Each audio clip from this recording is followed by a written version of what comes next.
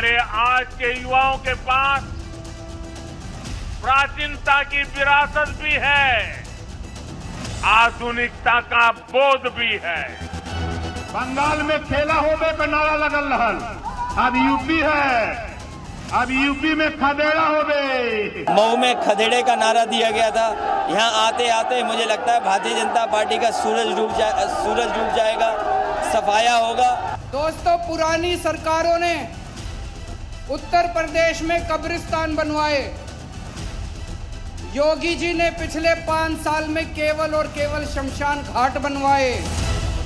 भगवान परशुराम जी का आशीर्वाद मिले कि जब भी समाजवादी सरकार आने वाले समय में आपके आशीर्वाद से बनेगी, एक बार फिर परशुराम जयंती पर उसी तरीके से छुट्टियां होने का ऐलान समाजवादी सरकार में होगा। हर स्तर पर भाई भतीजावाद, बिरादरी का खेल, भ्रष्टाचार का खेल। चुनाव पास आते ही नेताओं ने कमर कस ली है। आलम यह है कि यूपी की सत्ता में काबिज होने के लिए नेता पूर्वांचल से लेकर पश्चिमांचल तक का दौरा कर रहे हैं। एक तरफ मेरठ पहुंचे प्रधानमंत्री ने जमकर अखिलेश यादव पर हमला बोला। उन्होंने कहा कि लोग अपना पुश्तैनी घर छोड़कर पलायन कर रहे थे, लेकिन अब योगी सरकार ऐसे लोगों के साथ जेल खेल रही है। पीएम मोदी ने कहा कि अब से 5 साल पहले बेटियां घर से निकलने से डरती थी, लेकिन अब देश का नाम रोशन कर रही है। पहले की सरकारों के खेल का ही नतीजा था कि लोग अपना पुश्तैनी घर छोड़कर पलायन के लिए मजबूर हो गए थे। अब योगी जी की सरकार पहले क्या क्या खेल खेले जाते थे, अब योगी जी की सरकार ऐसे अपराधियों के साथ जेल खेल रही है। वहीं समाजवादी पार्टी प्रमुख अखिलेश यादव ने भगवान परशुराम के दर्शन करने के बाद कहा कि आने वाले समय में जिस स्थान पर यह प्रतिमा लगाई गई है, इसे और भी भव्य बनाया जाएगा। परशुराम जी की जयंती पर पहले छुट्टी होती थी, लेकिन हमारी सरकार बनेगी तो फिर से छुट्टी को बहाल किया जाएगा। साथ ही संस्कृत विद्यालयों को साथ जोड़ने का भी काम किया जाएगा। अखिलेश यादव ने कहा कि महंगाई आसमान छू रही है और इस सरकार में किसानों के साथ अन्याय हो रहा है। किसानों को समय पर खाद नहीं मिल पा रही। अगर खाद मिल जाए तो बोरी में 5 किलो खाद चोरी कर लिया गया है। अखिलेश यादव यही नहीं रुकते। उन्होंने कहा कि सरकार में उत्तर में बहुत फर्जी एनकाउंटर हुए हैं। गाड़ी कैसे पलटती है सबको पता है। उन्होंने वादा किया कि प्रदेश में सभी लोगों को 300 यूनिट फ्री बिजली दी जाएगी। कहाँ गैस का सिलेंडर भरा पा रही है, डीजल महंगा हो गया, पेट्रोल 100 के करीब हो गया कि नहीं हो गया। और हमारे किसान यहाँ मौजूद होंगे।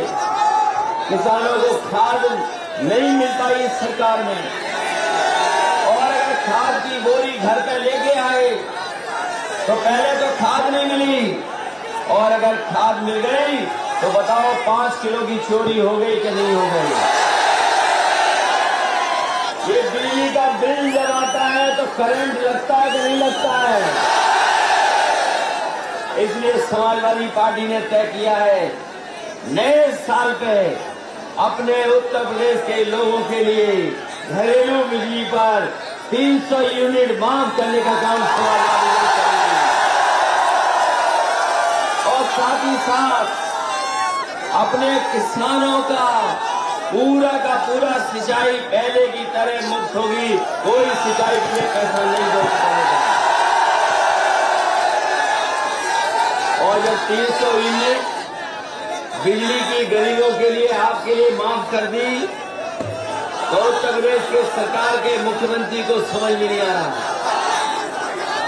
क्या जवाब दें। तो कहते हैं कि बिजली के कारखाने नहीं बनाए समाजवादियों ने।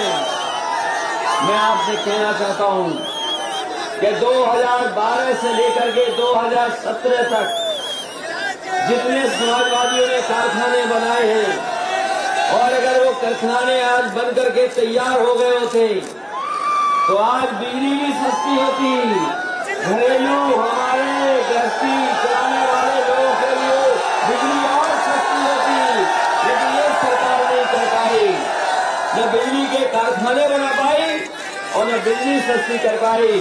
समाजवादी लोग जो बन रहे कारखाने उनको पूरा कर करके बिजली को 300 यूनिट माफ करने का काम समाजवादी लोग करेंगे। अखिलेश ने कहा कि बीजेपी की सरकार में अल्पसंख्यकों के साथ भेदभाव हो रहा है। इस देश में एंग्लो इंडियन की एक सीट होती थी, उसे भी खत्म कर दिया गया। जो इत्र का कारोबार कर रहा है, जो रोजगार दे रहा है, वो देश दुनिया में नाम कर रहा है, उसके यहाँ छापा मारा जा रहा है। इन्हें नफरत की दुर्गंध चाहिए, इत्र की नहीं। समाजवादी लोग समाजवादी इत्र इन्हें भिजवा देंगे। उत्तर प्रदेश में रात को नाइट कर्फ्यू भी लगा दिया गया है, क्योंकि समाजवादी रथ दिन रात चल रहा था, इसलिए रात के वक्त कर्फ्यू लगा दिया गया है। Bureau report, news 18। फेसबुक और यूट्यूब के बाद अब आपका पसंदीदा चैनल न्यूज़ 18 डेली हंट पर भी फॉलो करें।